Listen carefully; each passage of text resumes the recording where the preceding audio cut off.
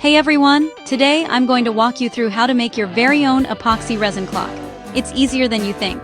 The results are absolutely stunning. Let's jump in. You'll need a clock kit. Those are easy to find online.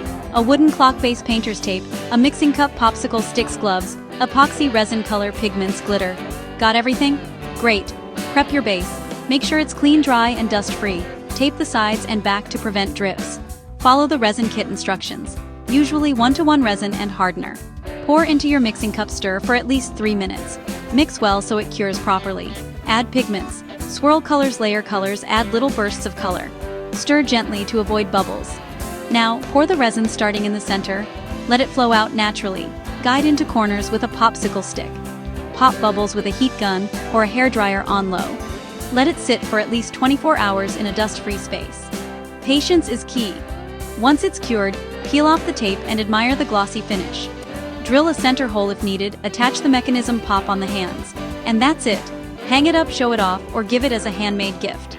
If you try this project, let me know how it goes in the comments below. I love seeing your creations. Don't forget to like, subscribe, and hit that bell for more DIYs. See you next time.